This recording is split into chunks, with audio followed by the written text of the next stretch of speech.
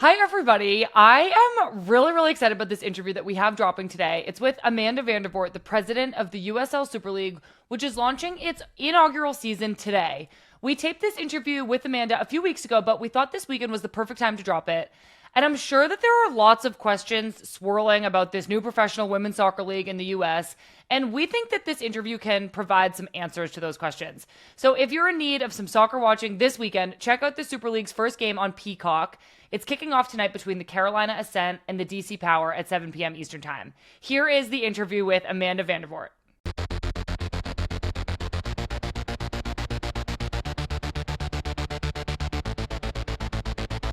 Amanda Vandervort is the president of the newest women's professional soccer league in the U.S., the USL Super League. Previously, Amanda was chief women's football officer at FIFPro, the Global Players Association. Amanda played soccer herself. She was a goalkeeper at the University of Wyoming. Amanda, welcome to the women's game. Thank you, Sam. It's great to be here. I'm so excited to have you on. And I am also using this to better understand this incoming Super League that is just about to start its first ever season. You are the president of the league. So before we get into the league part, tell us a little bit about yourself. Who are you, Amanda, and what has led you to this position?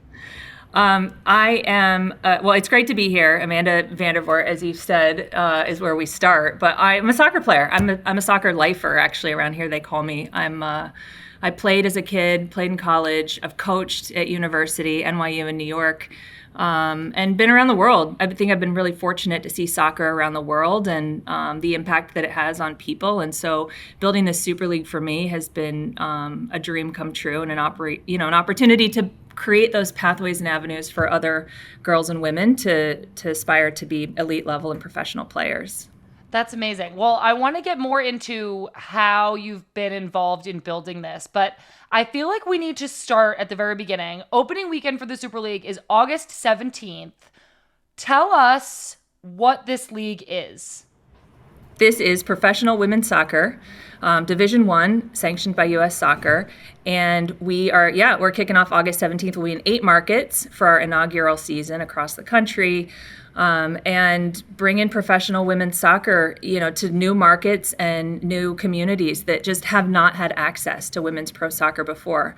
In the United States, Sam, there's over 100 men's professional teams, and there's 14 on the women's side. So now with the addition of the Super League, you're seeing the cities that now can cheer and root and have access to women's soccer, and the players' opportunities to play as professionals growing through the Super League. So really it's top level elite women's professional soccer.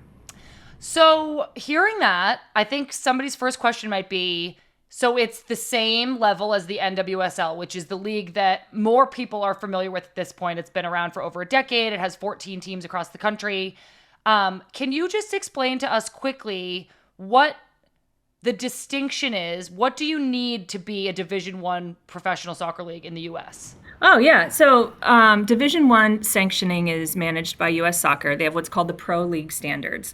And each division within the United States has a set of conditions or regulations that you have to meet in order to achieve Division I, Division II, Division III standing. So Division I for us, the 3 main ones are your stadium capacity, has to be at least 5,000. You've got there are minimum net worth levels for your ownership group.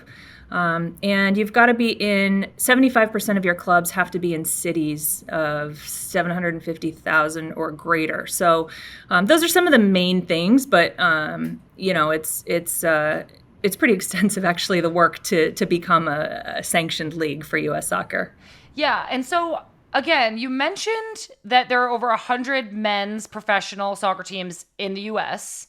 I think that something you and I have already talked about, and the next question that I feel our listener who may or may not know that much about the Super League yet is, can the United States sustain 2 fully professional women's soccer leagues at this point? Can you talk me through your thought process around that question? So this is the volume of teams we've talked about, but even if you look at the volume of players, which I think is a really exciting place to actually start to answer that question, we know that there's 40,000 women playing collegiate soccer in the United States today. That's Division I, II, III, NAIA, and in JUCO across the board. But existing today, there's maybe 300 roster spots, within the NWSL. So you start to break that down and look at how many, there's hundreds of players, Americans playing abroad who don't have the opportunity to play here and have gone overseas to continue to pursue a professional soccer career. And so now having the Super League not only creates a new avenue for players to go play pro, but those players who are overseas come back and continue to build their professional careers here. And it offers another pathway for development as well within the Super League. So yeah, I think that just the simple answer to that really is look at the player pool and the amazing talent that we have out there.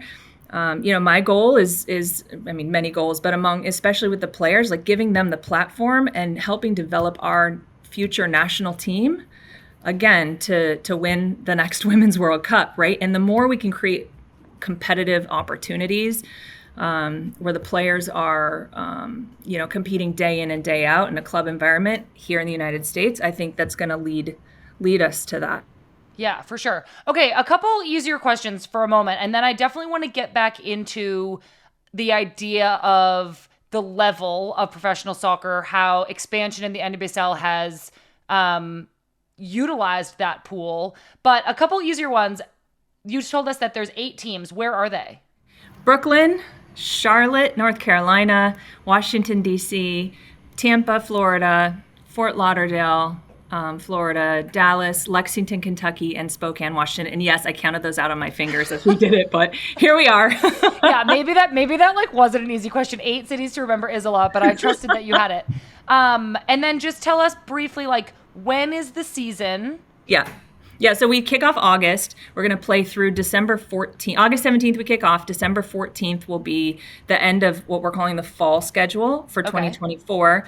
We'll have a winter break and then come back in mid-February and play through June for the spring schedule, we're calling it. So is the break weather related? I think weather related is a big piece of it, but honestly, I felt it was really important that the players had a break mid-season. Oh, so interesting. Okay, cool. Yeah. Tell us some players who will be playing this season that our listeners might already know about. Yeah, sure.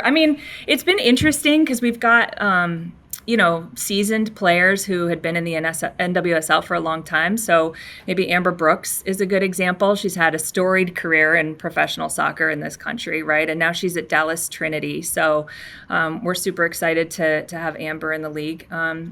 Maybe a player that your listeners might not be so familiar with is Sydney Martinez. She's a goalkeeper who was in our W League. Actually, she was the MVP of our inaugural season game, and she's going to go play in Brooklyn as a pro. So we've both brought in people who've been professionals throughout their career and also created these pathways for new players up and coming to become professionals.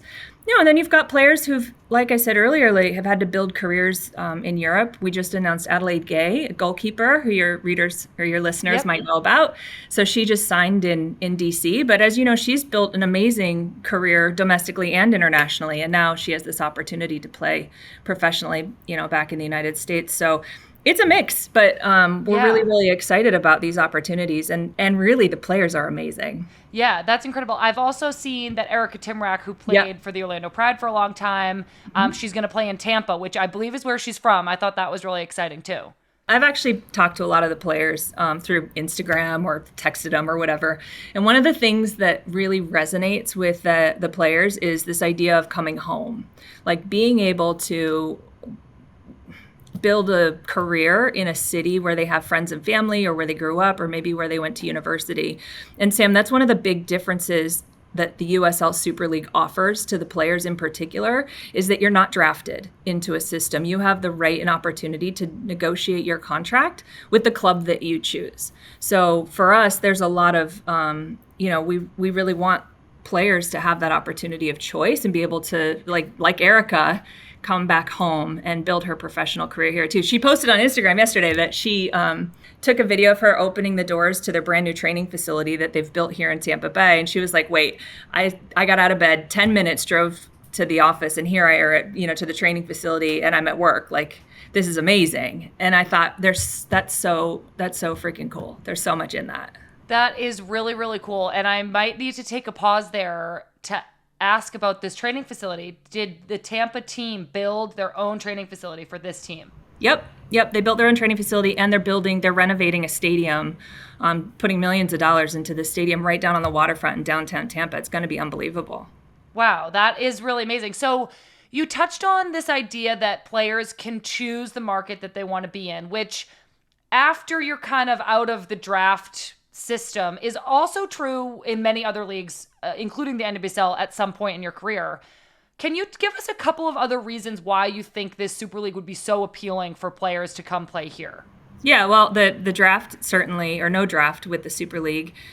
We are thinking a lot about the player environment, like I talked about that winter break. Mm-hmm. So we're thinking how we manage player load and considerations of breaks is something that we've incorporated just into our strategy and how we're building the league. So to ensure that players have time for mental health and wellness and time to be with their families is important. I think there's a lot of benefit in the structure that we have here because we're aligned, it's the USL broadly, and we have our men's infrastructure with the Championship and League One, which are our two men's leagues. And so we can lean in a lot to that infrastructure that we have fully built out and developed. A couple of those areas are things like mental health. We have a program and resources related to mental health. We have a safeguarding department that we built out years and years ago to make sure that the players, feel that the environment supports their needs to be an elite athlete. We've got everything from our DEI group to initiatives, to compliance and making sure that everything, right, is up to the standards that we put in place.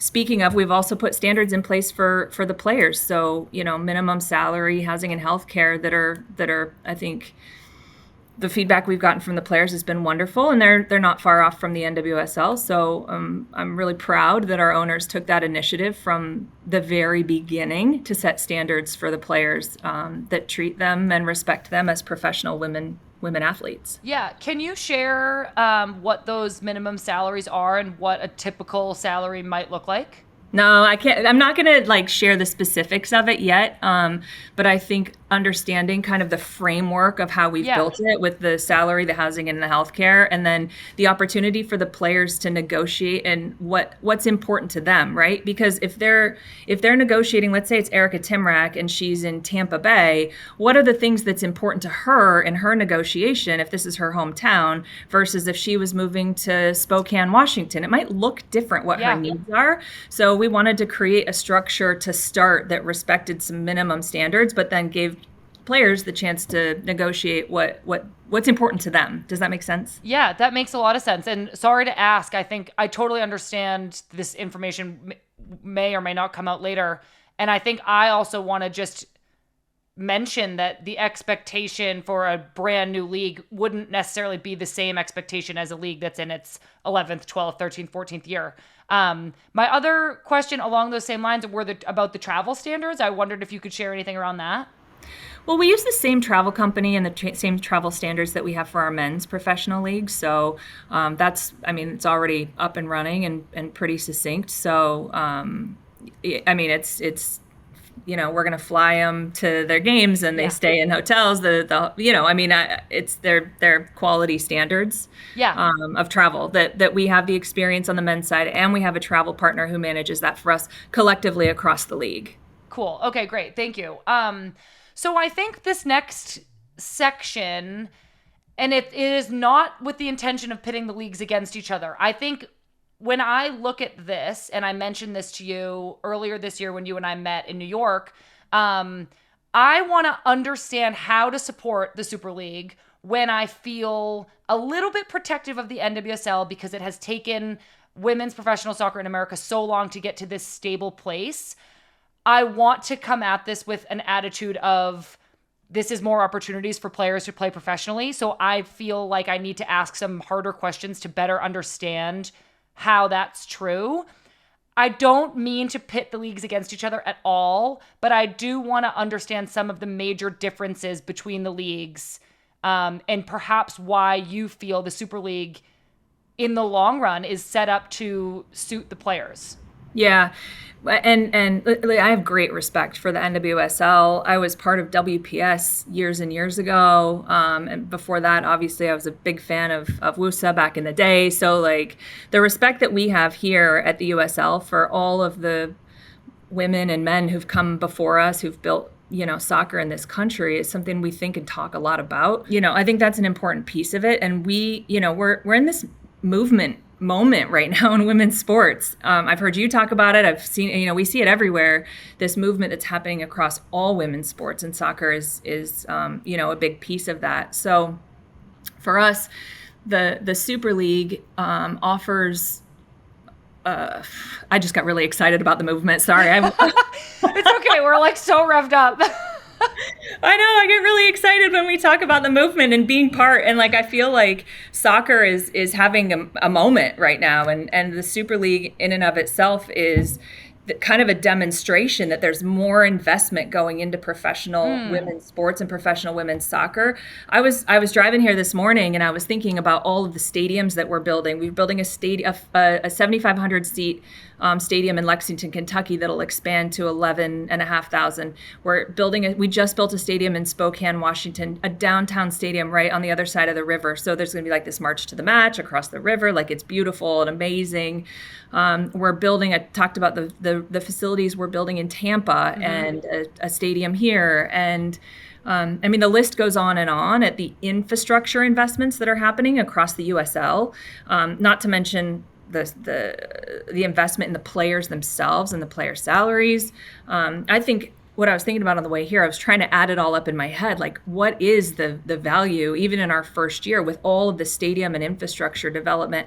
Somewhere $150 million that's going into professional women's soccer. Imagine the impact that's going to have on our sport in America and around the world, and how we can be part of setting the standard for the global economy of women's sports. And I think that's what I'm excited to be part of, is saying, like, this is the standard and this is how professional women's athletes deserve to be treated. And and we're going to build that, and then we're going to build it with you and with the fans and with the players too.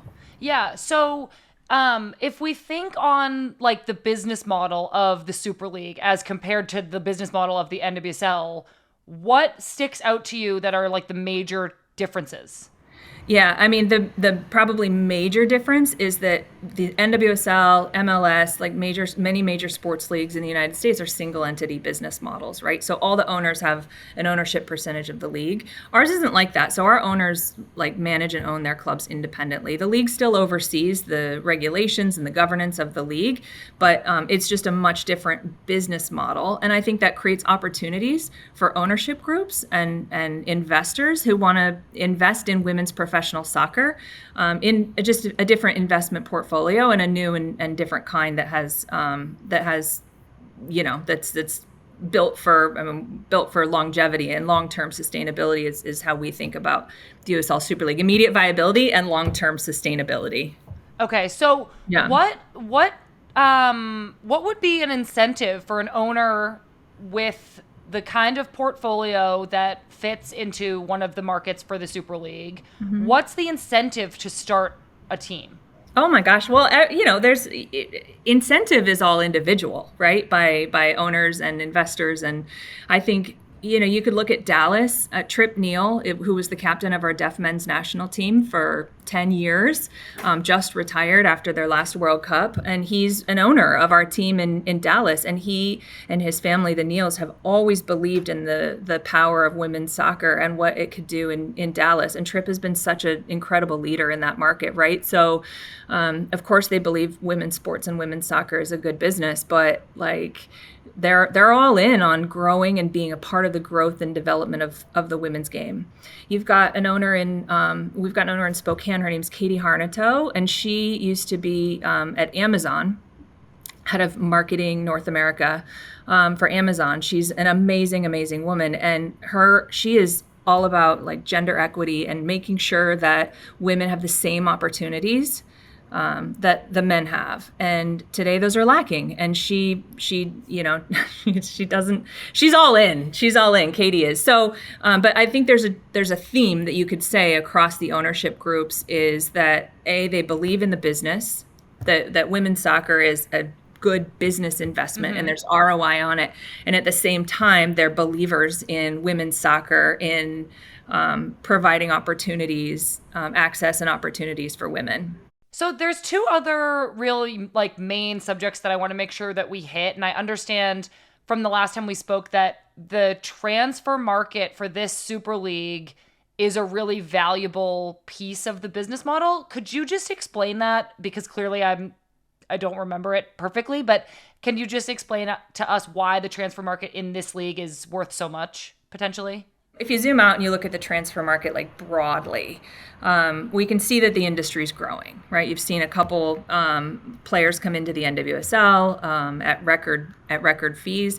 On the men's side, I think it's like a $4 billion industry, right? And on the women's, it's maybe a $4 million industry. I think the last time I checked the data. So it's nascent but growing. And as the global women's kind of ecosystem grows and builds and players the sport professionalizes, not just in the US, but in other countries too, we're seeing the growth of the professionalization of women's soccer, and more players kind of come into that environment, more opportunities there will be for players to move on the transfer market. Now, what I talked about earlier with us, our structure, because players are on contract, they're not contracted to the league, they're contracted to their club, that creates a different kind of opportunity for player movement, whether it's players coming internationally into the club.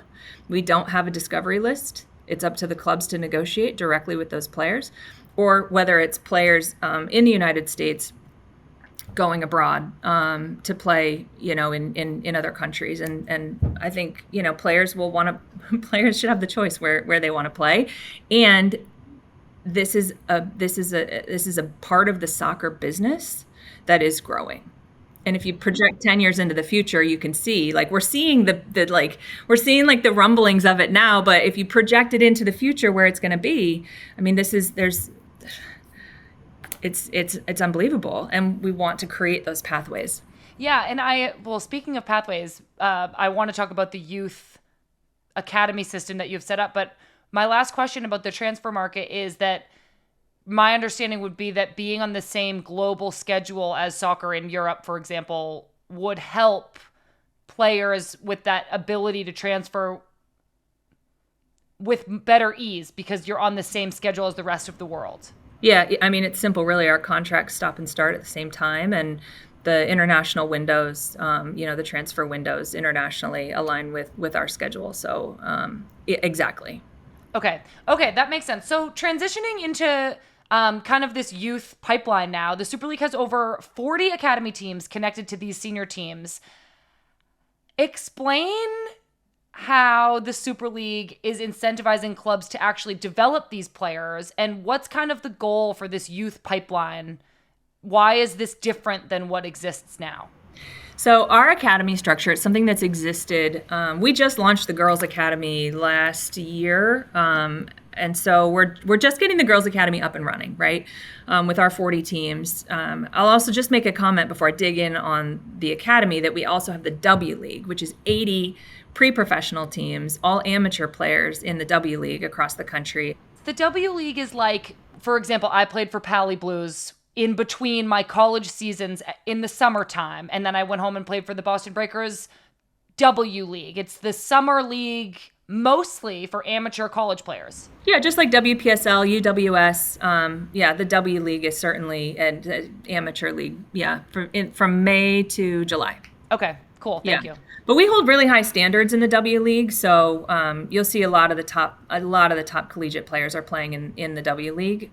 You'll see actually about maybe 30% or so of the players that have signed in the Super League played in the W League at some point. So I think that's a demonstration of the power of the W League. I would also say, I'll get to Academy in a second. Yeah.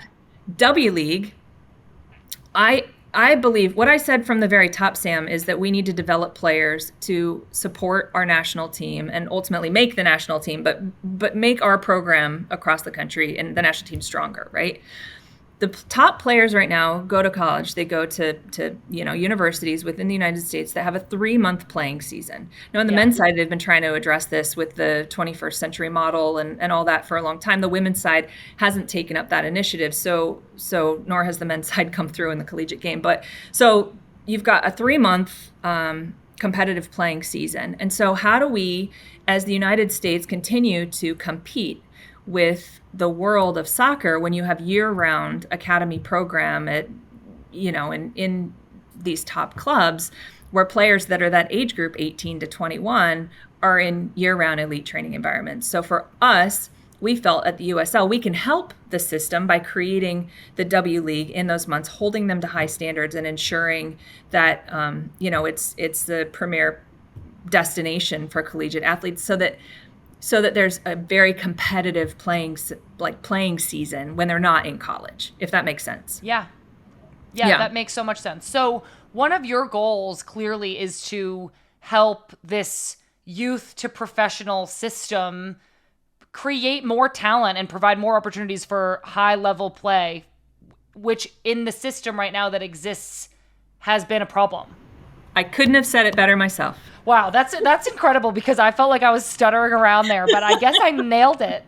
So you have the W League, and now you also have these academy teams, and the goal is to help feed the professional league and leagues with players who are being provided better opportunities to play at a high level. So every one of our academy teams is associated with a senior women's team. So that could be in the it could be in the W League or it could be in the Super League. But what we've created is something that's existed on our men's side for a long time, which is an academy contract.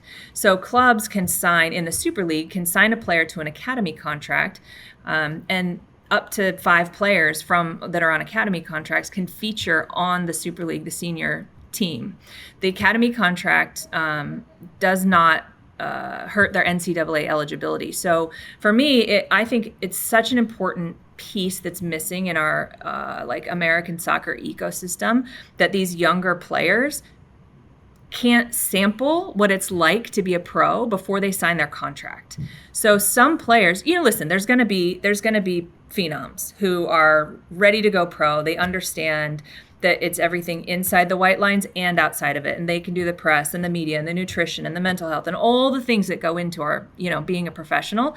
But there's some young players who we might say, wow, that 16-year-old is incredibly talented.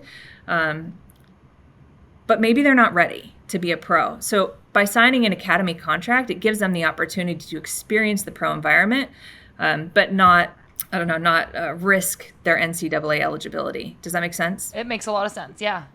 It almost feels, I have to ask the question, it almost feels like you are outside of this question at this point with my understanding. But the question is, why not pair the USL with the NWSL and create this system that way?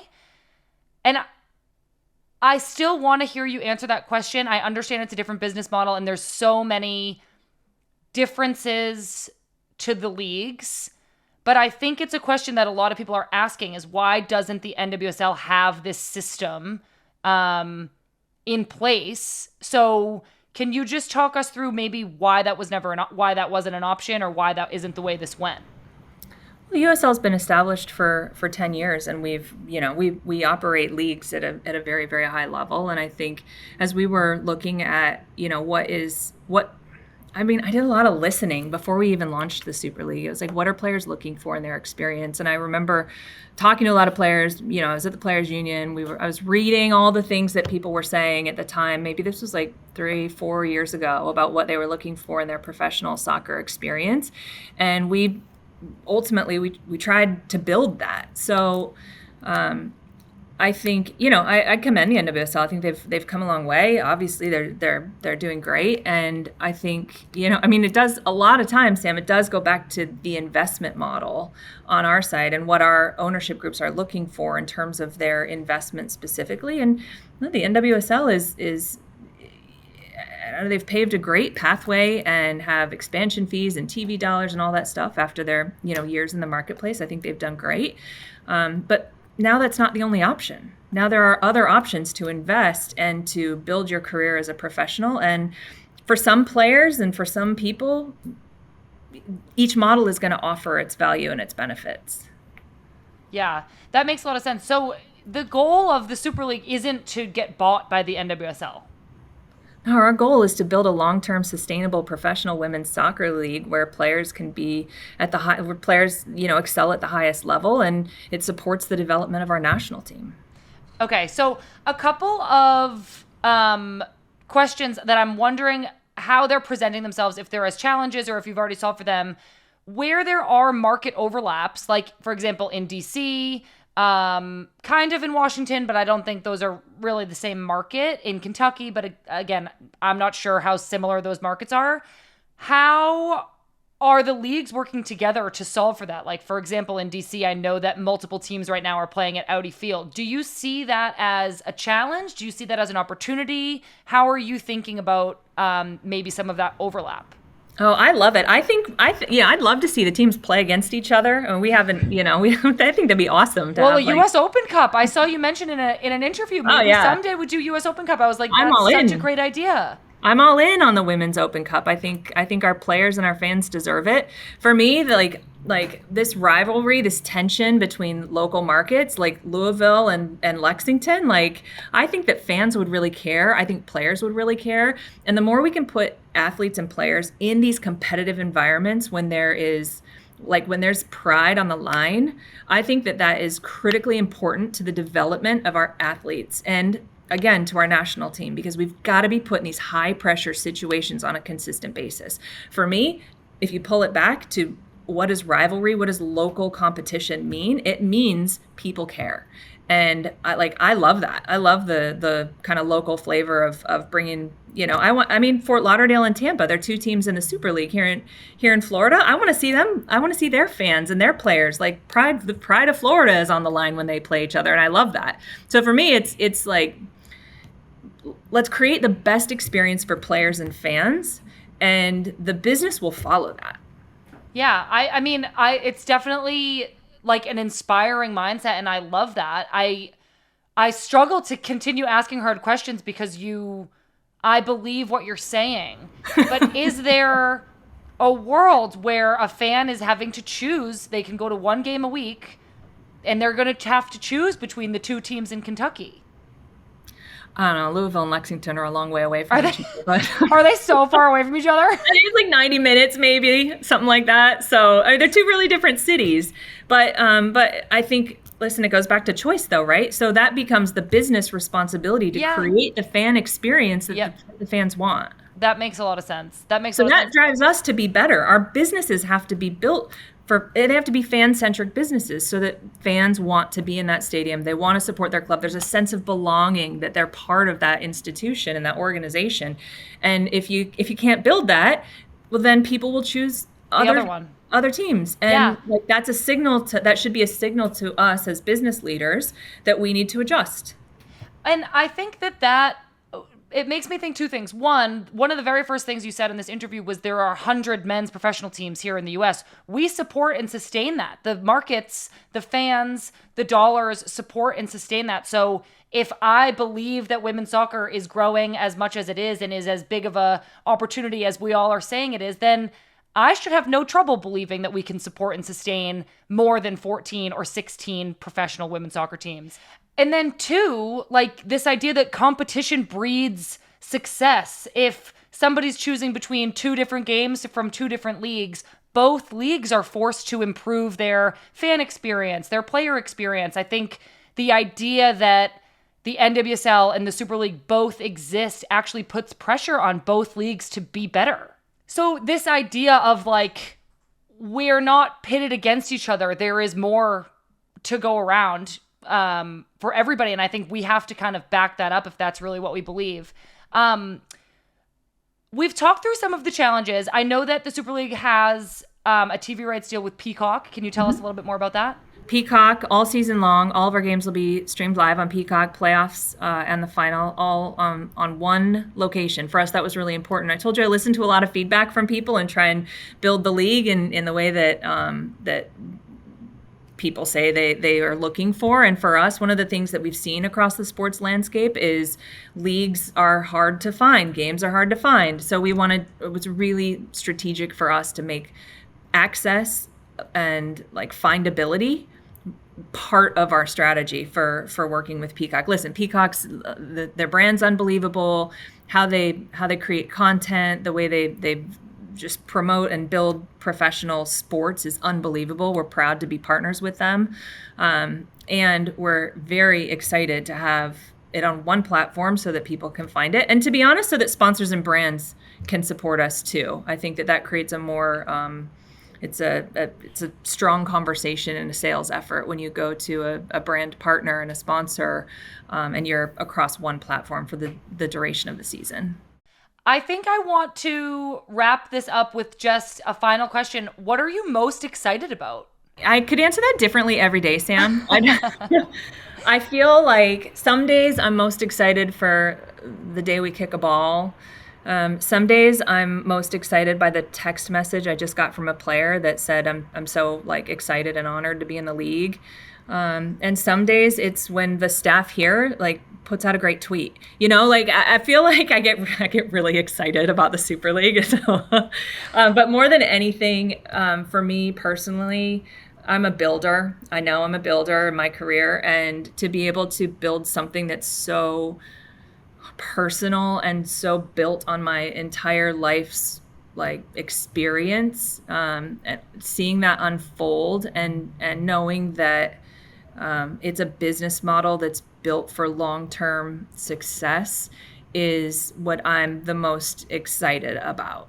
Yes, I totally agree. I am really excited about this too. So opening weekend is August 17th. We'll be watching on Peacock. Congratulations, Amanda, and good luck. And thank you so much for being here with us. Thanks, Sam. This is great. I really appreciate you taking the time. Thank you. Yeah, this was awesome. Thank you so much.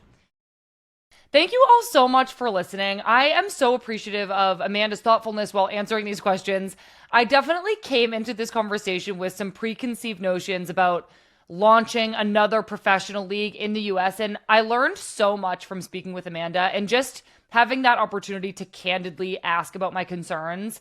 I think there are a lot of good things about this Super League, and most importantly, it is providing more opportunities for the game to grow in the US. I hope you all had the chance to listen to our most recent Friendlies episode, the first one back since the Olympics, with the Washington Spirit's Esme Morgan. You can find it wherever you get your podcasts or on our YouTube channel. You can also follow along with the women's game across all of our social media at Women's Game MIB on Instagram, Twitter, TikTok, and Threads. I have really great news. Good Vibes is back on Tuesday with Becky Sauerbrunn to recap the Olympics, the NWSL Summer Cup, and to preview the second half of the NWSL season as we head into the fall.